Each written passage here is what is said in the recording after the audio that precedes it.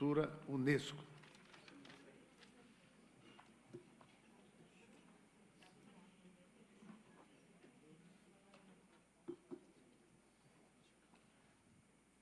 Boa tarde a todos. Eu gostaria de agradecer ao convite feito à Unesco para estar participando deste seminário. Para a gente é uma honra estar aqui no Congresso Nacional, podendo debater um assunto tão importante que é a formação de professores. Eu gostaria de, inicialmente, dizer que a minha apresentação, ela não é uma apresentação muito profunda, devido ao tempo, ela traz alguns pontos para a nossa reflexão, que eu viajo um pouquinho entre o Brasil, os dados do mundo, as recomendações da Unesco, para essa questão da formação dos professores. Bom, primeiramente, eu queria trazer para vocês o panorama de o que a Unesco chama de crise educacional, que a gente tem, podemos dizer, até a nível mundial, porque temos vários países que precisam ainda promover melhorias na qualidade e nos seus sistemas educacionais. No caso do Brasil, eu trouxe aqui alguns dados, eu acho que já talvez tenha sido apresentado. Eu gostaria até, inclusive, de pedir desculpas, porque eu não pude estar aqui de manhã, então eu não tenho ideia do que foi falado. Se eu repetir algum aspecto, vocês me perdoem, por favor. Mas o Brasil, então, ele tem mais de 2 milhões de professores, sendo a maioria mulher, já foi colocado aqui. 24% desses não possuem uma formação de nível superior, segundo o Censo Escolar, dados de 2014. A nível mundial, nós precisamos recrutar ainda 25 milhões de professores para proporcionar às crianças uma educação primária até o ano de 2030, que é o novo marco de ação das Nações Unidas, a qual eu represento, e criar 3 milhões de novos lugares e a substituição de 22 milhões de professores que vão sair ou se aposentar no nível mundial. Então, isso tudo é um desafio muito grande, sendo que há uma concentração maior em alguns países. É difícil também recrutar professores e colocá-los aonde eles são necessários. Então, é importante a gente fazer um esforço para que isso aconteça. Nós temos que trazer para o campo da educação as melhores cabeças, as pessoas que podem realmente fazer a diferença. E, hoje em dia, nós não estamos conseguindo trazer esse jovem para que ele venha para ser um professor. E também não estamos conseguindo, dos professores existentes, alocá-los aonde eles são mais necessários. As áreas rurais, por exemplo, elas não têm professores, e muitas vezes não tem porquê. Por exemplo, o interior do Amazonas, no Brasil, não tem professor porque o professor não consegue, muitas vezes, até constituir sua família, ele não tem um bom atendimento hospitalar, ele não tem uma boa escola para o seu filho, então ele não vai para o interior, ele fica na capital, onde ele tem melhores condições de vida. Isso também para os profissionais de saúde, etc. Então, há esse contexto que nós temos num país continental como o Brasil, que nós precisamos enfrentar e ver como promover, de levar esses professores para esses lugares onde eles são necessários. Além disso, eu faço a pergunta: qual é o papel do professor para a formação do cidadão do século XXI? O que esse professor, alguns elementos nós já vimos aqui ao longo do dia, mas eu estou trazendo novamente a questão. Ou o que a sociedade deve esperar dos professores do século XXI? Então, nós temos, de um lado, essas novas exigências que se fazem aos professores, de novas competências, habilidades, do professor e do próprio sistema, uma escola que seja adequada para o século XXI, etc. E, ao mesmo tempo, num país como o Brasil, nós temos uma crise educacional ainda persistente, tanto no mundo quanto no Brasil, com deficiências estruturais, ou seja, professores que não têm formação adequada, professores em áreas que não são suas áreas efetivas de conhecimento, falta de infraestrutura para esses professores trabalhar, falta de plano de carreira, de salários. Então, todos esses aspectos. Então, nós temos as duas coisas. A necessidade de uma melhor habilidade aumenta e, ao mesmo tempo, a gente tem um problema estrutural dentro do sistema educacional em vários países do mundo, e no Brasil não é diferente, né? Aqui seria um resumo da minha apresentação, vou pular.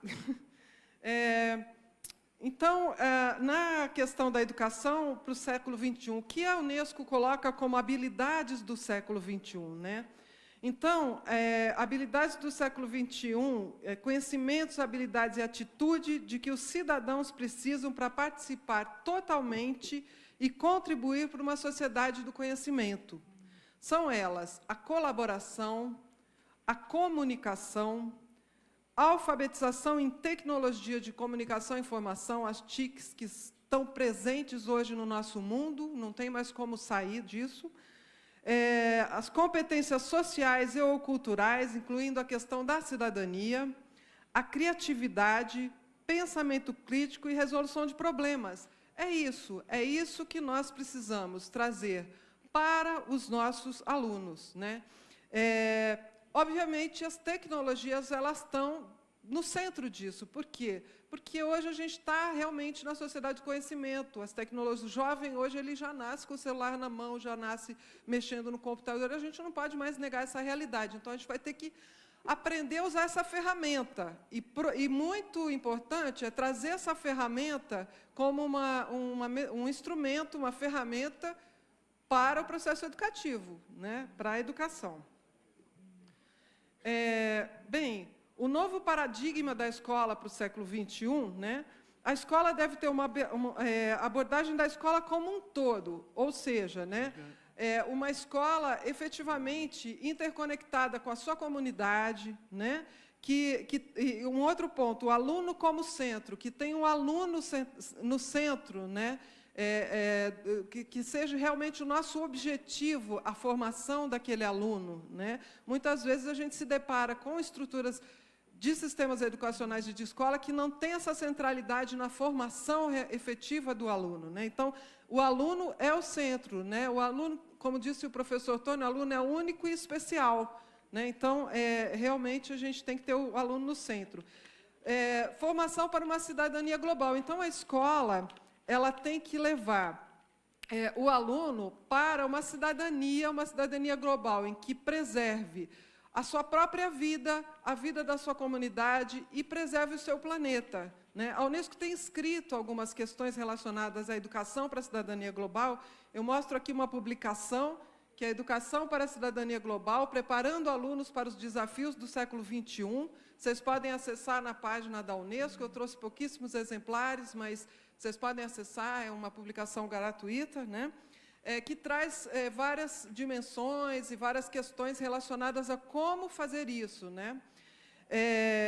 Então, alguns desses projetos da Unesco, como esse da Educação para a Cidadania Global, um projeto que trabalha muito a questão dos direitos, ensinar respeito para todos, um projeto sobre os protótipos curriculares do ensino médio, onde a gente traz uma discussão para a formação do professor com foco na questão curricular, em desenvolver projetos com seus alunos, né? Tudo isso nos remete a trazer o professor como agente de mudança e como facilitador do conhecimento. Então, o mais importante, a gente tem em mente, tudo bem, sem o professor, né, não fazemos nada, o professor é fundamental, mas o professor ele deve ser um agente, né? Ele não deve ser o dono do conhecimento e nem o poderoso, né? Então, ele tem que ser aquele professor que é um agente de mudança e que é um facilitador do conhecimento. E quanto mais independência esse aluno tiver do professor ao longo da sua vida escolar, melhor. Porque o meu objetivo é fazer os 4 pilares de Jacques Delors, que o professor Artestes colocou, né? Que é o saber aprender, Então, se ele sabe aprender, ele vai ter autonomia, vai ter educação ao longo da vida, né? O saber ser, onde ele vai ter os valores, o saber fazer, onde ele tem habilidades. E um dos mais importantes também, o conviver, que é conviver em sociedade, com respeito, né? Então, todos esses pontos são fundamentais quando a gente fala em educação. Então, é essa educação que é a educação de qualidade, né? Então, não é uma educação com foco apenas no cognitivo, né? E esse novo papel do professor para o século XXI, né, não consiste somente em transmitir informação, nem mesmo conhecimento, né? Ele deve colocar essas informações em um contexto, em uma perspectiva, de forma que os estudantes façam uma ligação entre as soluções e questionamentos mais abordados, tá? Então, é bastante importante esse aspecto. A autoridade do professor não se funda numa afirmação de poder, mas no livre reconhecimento da legitimidade do saber. Ele tem que contribuir para a formação do julgamento crítico e do senso de responsabilidade individual, exemplo de curiosidade, abertura de espírito e gosto pela aprendizagem. Então, esse é o novo papel do professor do século XXI. Resumindo, então, que o professor seja a mudança que esperamos em sala de aula. Precisamos treinar a maneira que esperamos que os professores ensinem, para inspirar mudanças que sejam modelos práticos de instrução e que tenham controle como participantes ativos em sua própria aprendizagem, tá? A questão da condição docente, né? Aqui eu trago os marcos legais, nos marcos internacionais, pactuados pelos países membros da ONU, o Brasil é um deles, traz o Objetivo de Desenvolvimento Sustentável 4, que é o Objetivo de Educação das Nações Unidas, da nova agenda, que tem que ser desenvolvida pelos países até 2030. Então, o nosso objetivo 4 é assegurar a educação inclusiva e equitativa de qualidade e promover oportunidades de aprendizagem ao longo da vida para todos. Ela tem 7 metas a serem cumpridas pelos países e tem 3 metas de implementação. Uma das metas de implementação é aumentar o contingente de professores qualificados, tá? Que nos remete à questão toda da formação inicial, continuada, etc. Tem outros documentos e marcos internacionais, não vou me ater a isso, tá? Os marcos nacionais vocês já devem ter discutido aqui, LDB, as metas do PNE, que nós temos as metas para a formação docente, formação inicial e formação continuada. É importante frisar, né, que nos dados ainda que nós temos, por exemplo, aqui a percentagem de docentes dos anos finais do ensino fundamental, com professores que possuem formação superior na área em que lecionam, é 49%. A meta é chegar a 100%. E as outras também, as outras 2 metas do PNE, a gente ainda está longe de alcançar. Então, precisamos correr nesse aspecto aqui no Brasil, né? E aí eu pontuo alguns desafios e algumas recomendações para finalizar, tá? Esses desafios, então, assim, nós temos hoje, no nosso sistema educacional, na formação do docente, muita teoria e pouca prática. O docente hoje ele se forma longe da sala de aula. Quando ele chega na sala de aula, ele se depara com problema social em volta da escola, com problemas internos na escola, com uma sala de adolescentes completamente com problemas que trazem das suas comunidades, das suas casas, etc. No Brasil hoje é isso, né? E aí o que acontece? Alguém fala para ele assim, toma que a turma é tua. E ele tem que dar conta daquela turma. Então, ele se desespera, porque não foi aquilo que ele aprendeu na faculdade, não era aquilo que ele esperava quando ele chega na sala de aula, né? E ele não tem a quem recorrer. Então, assim, é cruel, muitas vezes, né? O que a expectativa que a gente coloca nos professores e, ao mesmo tempo, que a gente coloca para eles, né? A realidade que eles acabam tendo que enfrentar. E muitos abandonam a carreira, muitos saem. Muitos deixam de ser docentes, muitos deixam de ser professores, né? Então, é importante, né, promover uma nova cultura global, que trabalhe essa questão da educação para a cidadania global, que pense na educação ao longo da vida, né? que tem uma abordagem de toda a comunidade, né? A formação já tem que trazer isso. Então, ela tem que estar muito relacionando a prática com a teoria, colocando o docente já visualizando o que ele vai enfrentar e como ele vai enfrentar quando ele chegar no campo de trabalho. Tá? Bom, em especial, os cursos de pedagogia, eles não integram os princípios da educação para o século XXI. Então, a gente tem que inserir isso nesses princípios. Tá? Desenvolver nos professores competência de ordem ética, intelectual e afetiva. Já dizia isso Jacques Delors, em 1996, na página 152 do livro Educação, um Tesouro a Descobrir, que para quem não leu, leiam, que é muito legal. Né? Fala dos pilares, etc. Eles têm que ter formação na área que lecionam.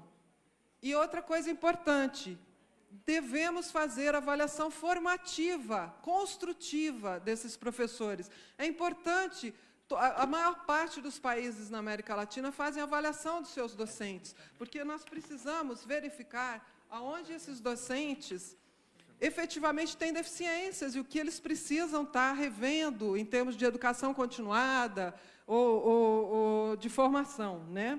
Então, é muito importante a avaliação formativa dos docentes. Outra questão é pesquisa. O docente precisa pesquisar desde a formação inicial até a sua prática na escola. É importante os professores elaborarem pesquisa, fazerem pesquisa junto às suas comunidades, terem tempo para isso, né? Terem tempo para fazer pesquisa, para poder entender o seu contexto, porque só assim ele pode inovar. Como é que eu quero um professor inovador se eu não dou nem tempo dele poder estudar o contexto que a escola dele está inserida? Então, tudo isso é necessário, o professor tem que pesquisar, nós temos que avaliar o seu trabalho, sim, mas temos que dar condições para que ele faça um bom trabalho, né? E temos que dar formação. Então, esses são os desafios que a gente tem hoje, em termos de formação docente, que eu aponto. Né? Claro que temos outros, eu não estou também esgotando todos os desafios. Né? Aqui eu trouxe, bem rapidamente, alguns aspectos bem pequenos, só pontuais, sobre 3 países, um da Ásia, um da Europa e um da América do Sul, tá? Para a gente poder refletir um pouquinho, para ver como é que eles estão fazendo. Não é para fazer igual, é para a gente se inspirar, para a gente ver algum ponto que pode ser revisto aqui. Né? Eu acho que experiências nunca se replicam, elas só inspiram outras experiências. Tá? Então, aqui a Coreia do Sul, né, claro, o mundo deles é bem menor que o nosso, eles têm 165 mil professores. Nós temos 2 milhões, então é bem diferente. Né? Então, temos que observar essa questão. Na formação inicial, mais de 90% dos professores têm o 1º grau, enquanto 20% dos professores primários e 30% dos professores secundários possuem mestrado. Na Coreia do Sul, os interessados em ingressar na carreira docente devem passar por uma avaliação minuciosa para a entrada na carreira, tá, gente? Avaliação em 3 etapas, de múltipla escolha, prova discursiva, aula demonstrativa e comitê de especialistas e gestores escolar. Entre 2008 e 2011, apenas 23% dos candidatos foram aprovados, para vocês verem como é difícil entrar lá na carreira docente. Né? Então, pensei da Coreia esses aspectos. Tá? A Finlândia, vamos ver alguns aspectos relacionados à Finlândia. Eles também são pequenininhos em termos numéricos, né? 26 mil professores. Mas, por exemplo, gente, tudo bem, eu acho que eles são menores, o Brasil tem 2 milhões, mas, por exemplo, o Distrito Federal, quantos professores tem? Não poderia estar fazendo uma experiência boa? Né? Um outro estado, quantos professores tem? Será que não podemos ter experiências boas nesse país? Né? Só porque temos 2 milhões? Temos que pensar como fazer isso. Então, na Finlândia, tá, o tempo esgotado, eu vou finalizar, acho que faltam uns 3 slides aqui. Democratização do ensino, todos estudam em escola pública, tem foco no professor, eles têm formação superior, tá? Eles fazem pesquisa, eles têm formação continuada, então, assim, tem... depois eu deixo os slides aqui, vocês podem ler com mais calma. Tá? E, por último, o Chile, né? Os professores do ensino primário, ambos os sexos, né, Tenho 75 mil professores, é pequenininho também. Eu destaquei do Chile a avaliação. Vários países na América do Sul avaliam professores. República Dominicana, Chile, Cuba, Uruguai, Peru, todos têm avaliação docente. Tá? No Chile, a avaliação, os professores são submetidos a uma avaliação a cada 4 anos, o que inclui análise de portfólios, entrevista, observações dos gestores da escola e uma autoavaliação dos próprios educadores. Eles são classificados em 4 níveis, lá no Chile. Não estou dizendo que isso é o ideal, estou dizendo como é feito lá. Eles são classificados em destacados, competentes, básicos ou insatisfatório, enquanto os que ficam nos 2 primeiros níveis recebem uma bonificação no salário, e os professores que estão no básico ou insatisfatório recebem apoio para melhorar, passando a contar com uma espécie de coaching, vamos dizer assim, né, de uma tutoria.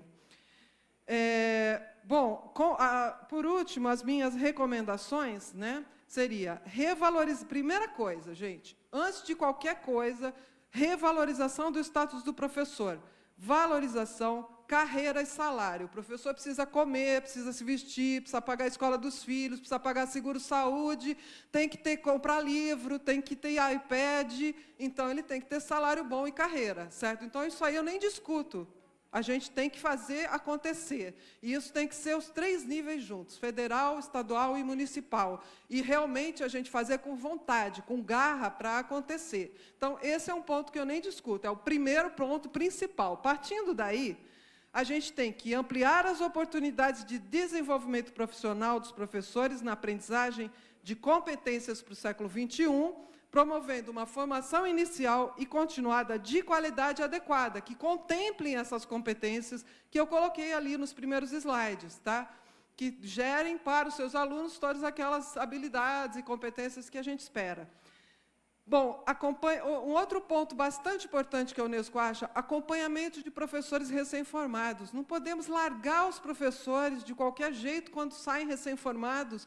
No sistema educacional, temos que ter um acompanhamento, temos que ter uma forma de acompanhar a prática deles, de dar um apoio. Então, isso é importante se pensar. Pode ser que já tenha algumas experiências sendo elaboradas, mas é importante pensar isso numa forma de uma política pública mais geral, né, mais global para o país.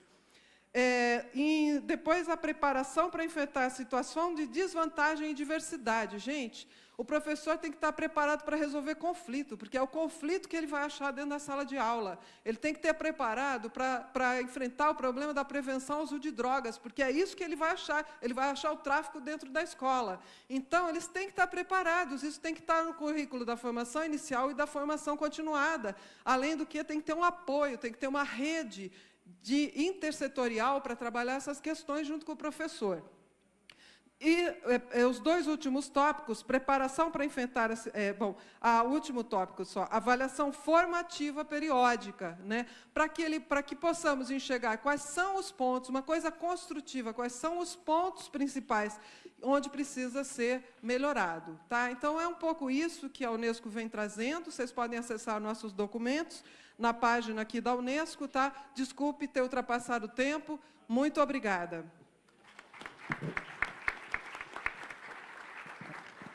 Agradeço a professora Rebeca e passo a palavra para o professor Bruno.